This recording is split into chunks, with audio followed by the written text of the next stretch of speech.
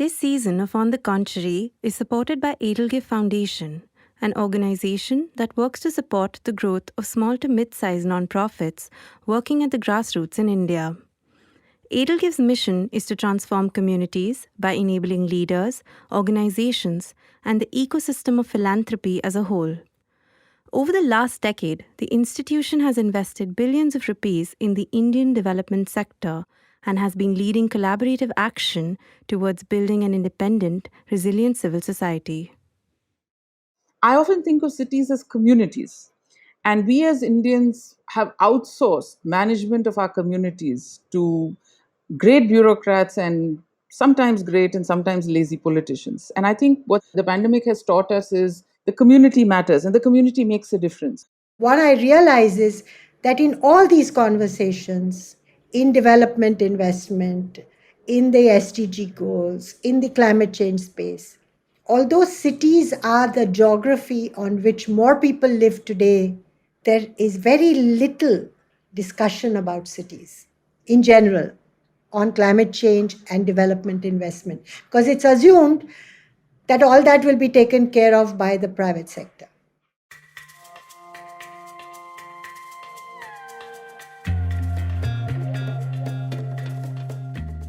Hi, I'm Shreya Adhikari, and you're listening to On the Contrary by India Development Review, or IDR, a show featuring unlikely conversations on topics that affect our future. On this podcast, hear differing perspectives from leaders and experts as they help us make sense of the most pressing issues of our time. Your host for the show is Arun Maira, a thought leader who has the unusual combination of having worked in the private sector, the social sector, as well as the government, where he was a member of India's Planning Commission. Here's your host, Arun Maira. According to economists, the majority of the world's population must live in cities because cities are engines of economic growth. We are told that in the future, it's cities that will provide more income earning opportunities for India's growing population and not rural India. But today, most Indian cities have miserable living conditions with inadequate housing, poor sanitation and water services, and poor public health and education. If we expect our cities to adequately serve their residents, they need much better infrastructure. The COVID pandemic and the migrant crisis last year made this abundantly clear. So many people lost their livelihoods, had no income security, and were forced to return to their villages. So, when we talk about better infrastructure, what do we mean? What sort of infrastructure do India cities really need? Who takes the decisions about what infrastructure gets prioritized, and how are these decisions taken? Most importantly, who should benefit the most from the growth of a city? Financial investors, or all of the city's residents? I'm hoping we get to discuss all of this and more today with Sheela Patel and Ireena Vittal, both of whom have a great deal of experience on this topic. Sheela is widely recognized nationally and internationally for her expertise in issues of urban poverty, housing, and infrastructure.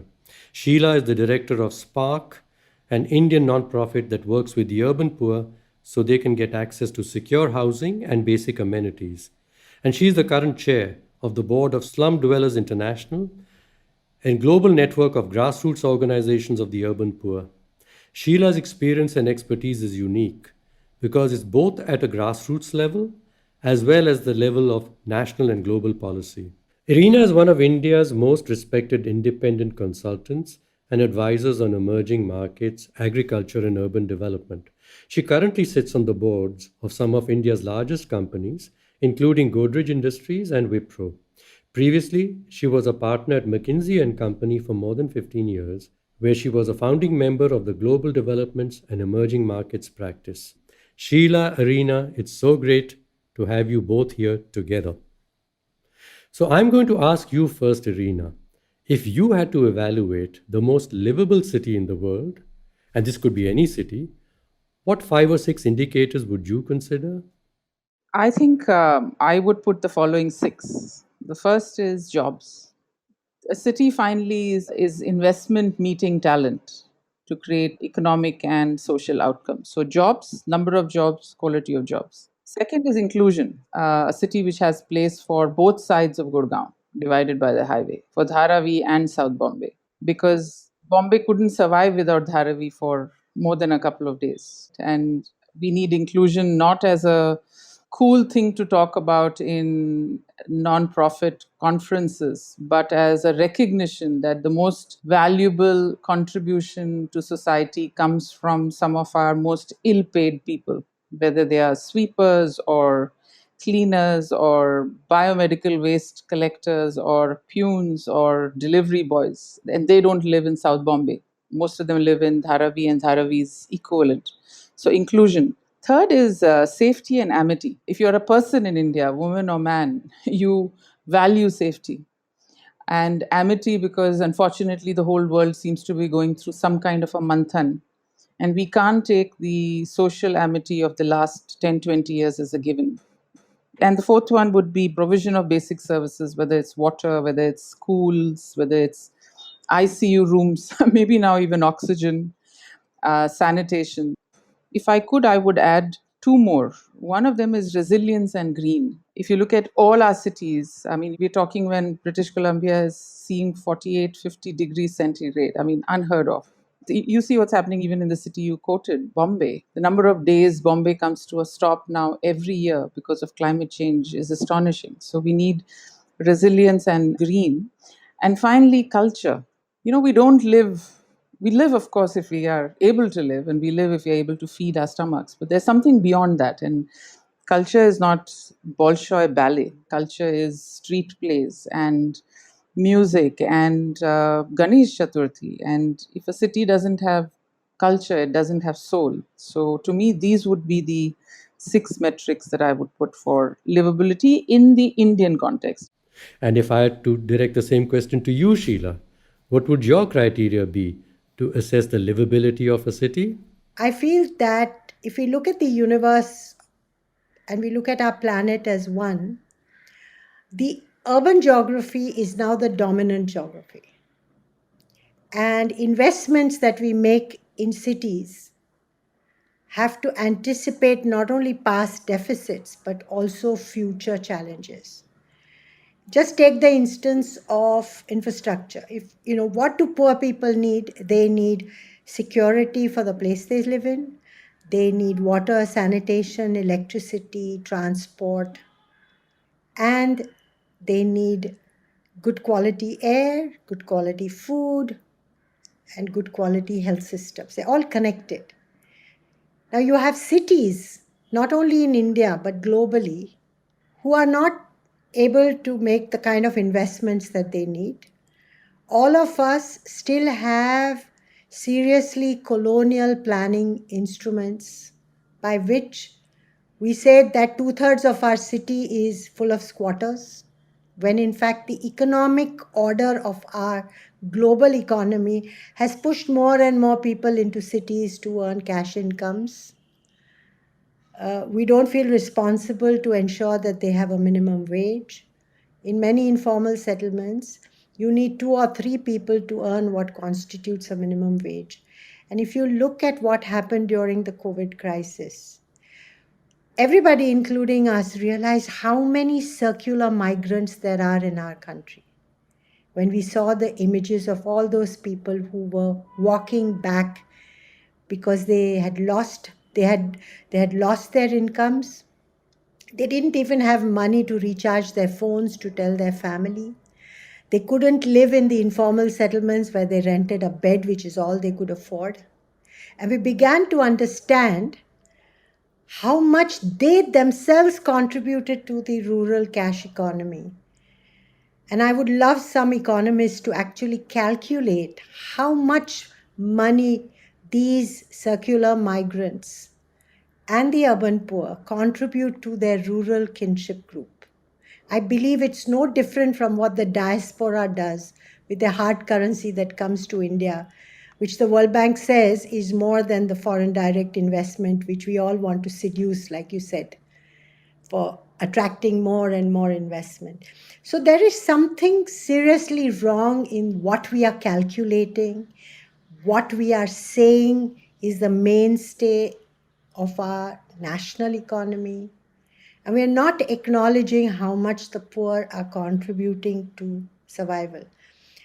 And so, for me, the real transformation in cities that we are looking for is that while it is a utopia to think everybody will be equal all the time, everywhere, increasingly, human rights, social justice is saying that at least there should be a minimum safety net for all, which this COVID crisis has shown does not exist at all, both locally, globally, urban, rural. But in urban areas, it is very visible and has powerfully shown what is missing. So I don't know whether that answers your question, but for me, if you go back to your question of livability, what that tells me is that if cities are safe for women and children, if cities serve the health, education, safety, and potential nurturance for growth for young people, then it's a good city. So I don't want to go for the best, I want to go for the good. So, how do we assess and recognize what's good in a city? Every city must be built from the perspective of its own citizens and its own needs. You have to start by asking them, what matters to you? What do you value? But we also need to think about whom we are directing the questions to. Is it the elite in the city, or is it the people living in slums? Given the state of our cities today, clearly we are not doing things right. So, Ireena, I'd like to ask you, at what stage of the planning process do you think we are getting this wrong? I think there are two different things embedded in your question. One is of what I call elite capture, and the other one is the complexity of running organization or a system as complex as an urban city. Let me talk about both of them briefly. We were doing some work as part of a non-profit in Bangalore once at ward level budget planning. And it was a fascinating discussion because there was a ton of work done, ward level planning. And finally, when we went to the councillor, he looked at the person who was presenting and said, "Very good thoughts. Show me where in the municipal norms is it said that I must listen to you." So the whole plan got dissed, but that was not the interesting part of the story. The interesting part of the story was we were meeting in Jayanagar once, which is a Tony neighborhood of Bangalore. And somebody decided that it had to be a representative bunch of citizens. And so we invited all classes of people, all sections of society into somebody's home. And what was astonishing, if you were an observer in the room, was to see how people behaved and, more importantly, what was on top of their minds. And so the people who came from the slums or who were from a lower class sat on the ground in the room. And the person who was leading the effort and came from a different class sat on top of the sofa. And while the people sitting on the sofa, and I'm using it not in a pejorative way but just as a way to make it come alive for you, talked about green and talked about cycling paths and talked about better roads, the people sitting on the ground talked about electricity. They talked about safety in the night. They talked about drainage. And so to me, what you see depends on where you stand. And I think one piece that's missing in our whole discourse is understanding multiple constructs that live simultaneously and adjacent to each other in cities if you want to be successful. I think we just need to bring that mindset that we need to serve many Indias and they all are legitimate. One is not better than the others. That's one point. I think the other point is think of the construct of a city, Arun. I mean, if you and I had to run it, it would be so difficult because you have to think through what a city needs from a long term point of view. You have to prioritize. Should I build a road? Should I build an airport? Should I build a power plant? What do I do? Because you have only this much of money. You have to then design it. You have to then resource it because none of our cities, maybe with the exception of Bombay, are self sufficient. Even Bombay is not, given the amount of investment it needs. After we resource it, and resourcing means property tax, collecting for water, collecting for power, raising debt, getting a rating, maintaining books of account, which most of our cities don't know how to do. You've got to resource it, you've got to build it, you have to deliver it, and then you have to manage it, the politics of it and the society of it. Think of these tasks: thinking, prioritizing, designing, resourcing, building, delivering, aligning and managing politics and social equity. a lot of our conversations are about what needs to happen. We don't have enough conversations on who will do it and how will that poor guy get it done. And that is the piece that I think, that's the infrastructure, invisible but critical infrastructure that I think our cities need. You brought up an important point here, Reena, about how dialogue and conversations during the process of planning of a city are also a part of its infrastructure and are necessary to supplying what the city needs. I'd like to stay with this idea a little longer. If we were to look at systems and constructs of a well functioning city, what, according to you, would be fundamental to the process of making a city happen? Well, I think the process of making a city happen starts with two or three fundamental constructs. One is Steve Jobs would be pleased with this statement of mine that citizens don't know what they want. I spent a day once with the original city planner of Singapore, who had joined Lee Kuan Yew in 69 and was the city planner till 2008, 2009, after which he became an advisor. And he was talking about the early days of how they reimagined Singapore. And he had such a fascinating story saying when they were building their public housing, they had a very interesting set of planners. The planners had urban planners, engineers, historians, sociologists, psychologists, religious people. So they represented all facets of your life and my life. But they had two choices in the way they were designing those big homes that you see in Singapore, right? You could have all the doors opening onto the corridor, or you could have them step up and step down. So it created a sense of privacy. And one of the things that they did was they would test everything. And he said every time they tested alternate options, and you know how Singapore tests, it puts it out in retail spaces and citizens come and then send, literally write their comments. And he said every time we took any design choice or any infrastructure prioritization choice to the city, we would get 50-50 because people don't know, right? So point number one is a voice is different from a vote. It's about aligning people. It's not necessarily about outsourcing the decision to somebody. So somebody has to think, and that person has to be thoughtful enough to represent all Indias. The second piece, I think, in the process of running a city is to prioritize. And I think the heart of prioritization is two things: the economic plan for a city. What kind of talent, what kind of jobs, what kind of a quality of life do you want to deliver? Versus the spatial plan for a city. Is this a series of cities where nobody will travel more than 10 minutes from home to work? Or is it a longitudinal city? Or is it a vertical city? And those are very, very different choices. So the point that I'm making is that what you decide to do in a city depends on the kind of people you're attracting, both in terms of internal guys who you're retaining, migrants, international or local. You look at some of the cities, beautiful city like Calcutta, it's been hollowed out because you have out migration. And a lot of it is because you don't have an economic proposition for your young people or for your entrepreneurs. And then the last piece is resourcing. Resourcing in terms of funds, but also in terms of capacity, both to build, but also to deliver. At this point, we'll take a small break and we'll hear more from our guests on the other side.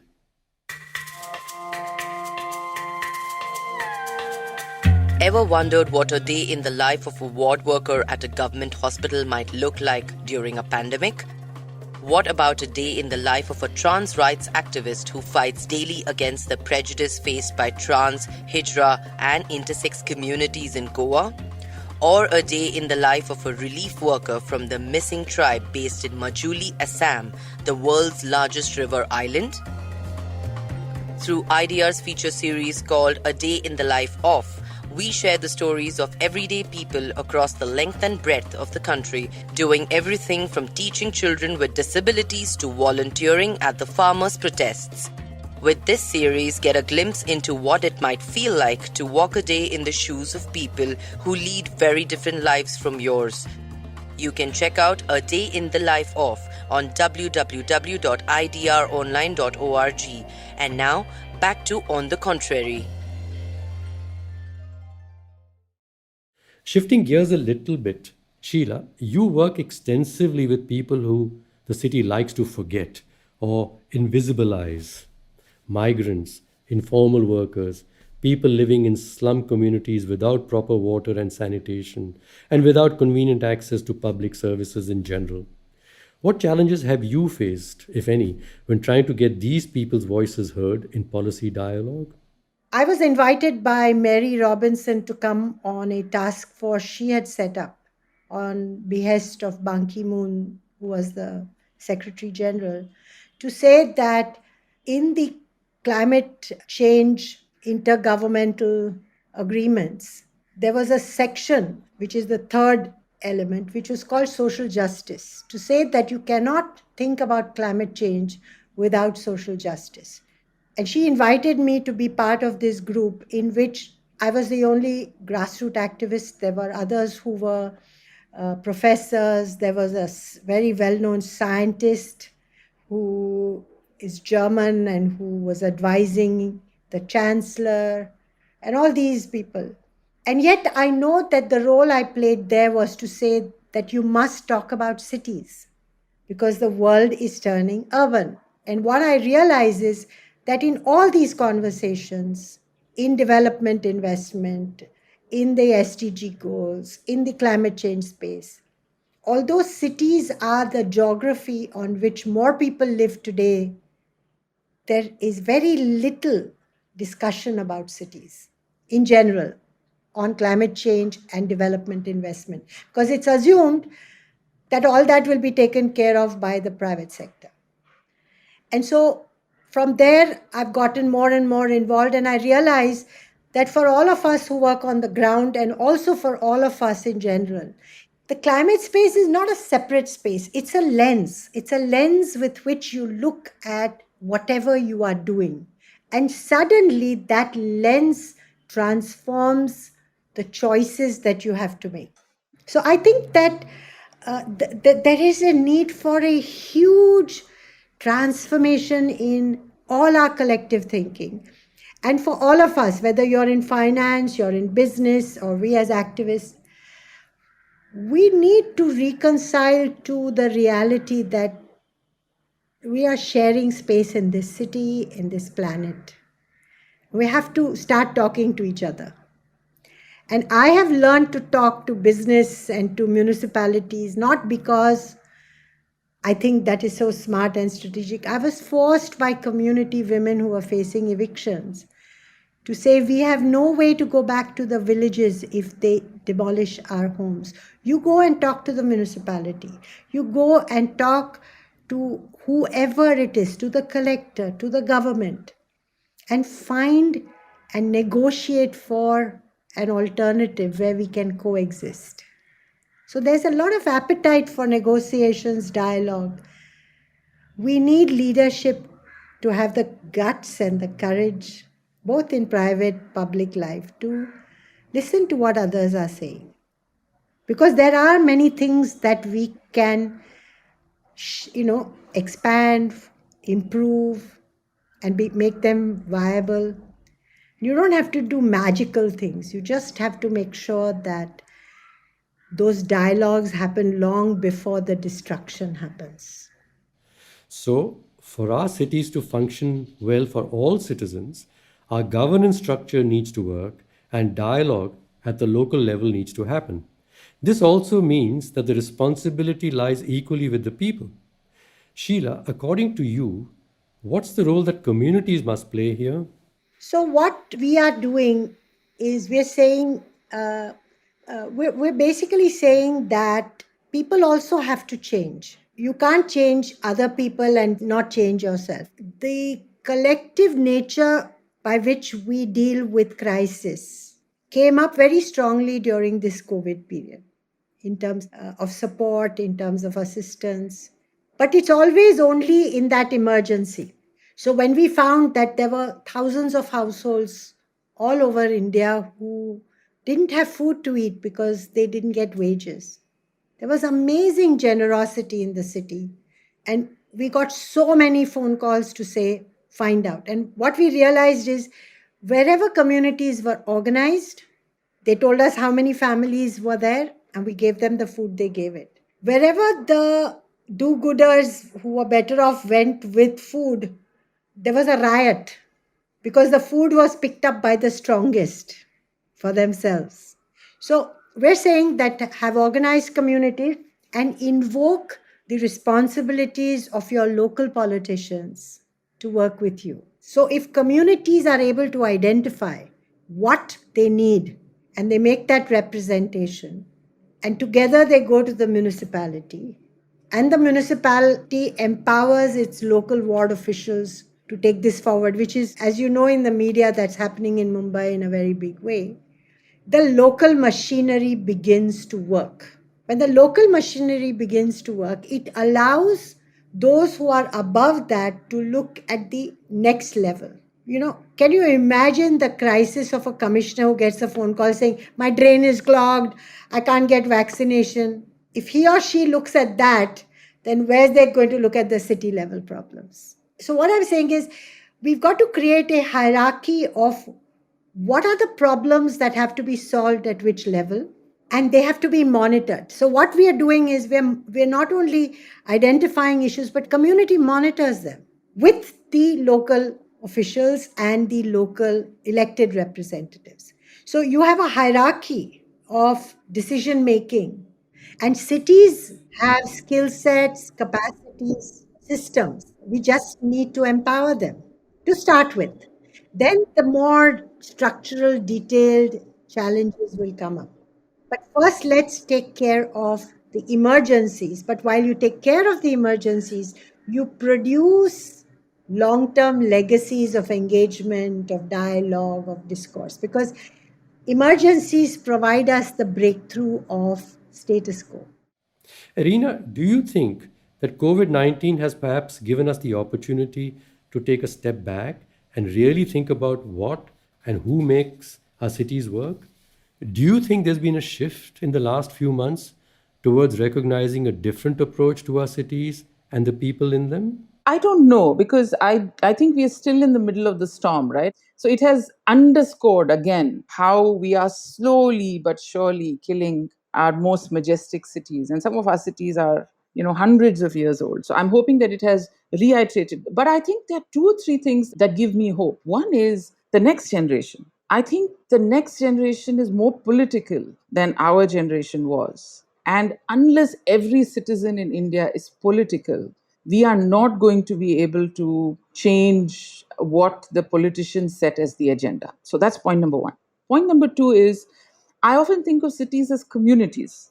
And we as Indians have outsourced management of our communities to great bureaucrats and sometimes great and sometimes lazy politicians. And I think what the pandemic has taught us is the community matters and the community makes a difference. So the third thing that this is still a dream, I haven't seen evidence of this, is I would love to see people joining politics at all levels, city, panchayat. And by the way, I see this in villages, right? At the village level, at the block level, at the city level, eventually at the state and at the center level, who come from a representative set of Indian citizens and not just from one segment. And for that to happen, for normal non-politicians to overcome the dislike you have for entering into dirty politics, to overcome the 40 crores cost of buying or winning a seat, requires anger.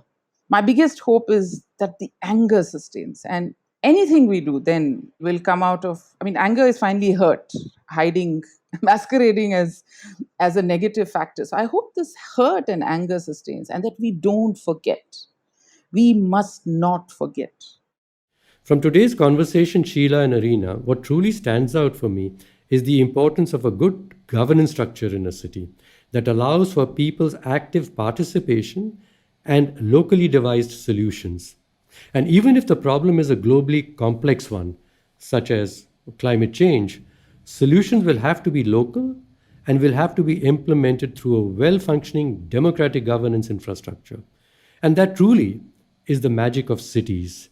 They are shaped by their people, their voices, their needs, and their struggles.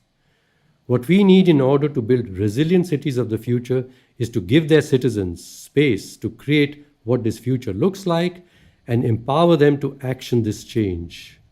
Thank you both for being a part of this very important discussion today. On the Contrary is produced by Rachita Vora, Smarinita Shetty, and me, Shreya Adhikari. This episode was hosted by Arun Myra for IDR. Production by Made in India. IDR is an online journal that publishes cutting edge ideas, lessons, and insights written by and for the people working on some of India's toughest problems. You can check us out at idronline.org or find us on Facebook, Instagram, Twitter, or LinkedIn.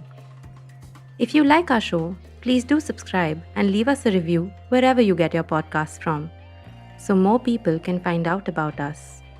You can also email us on write to us at idronline.org.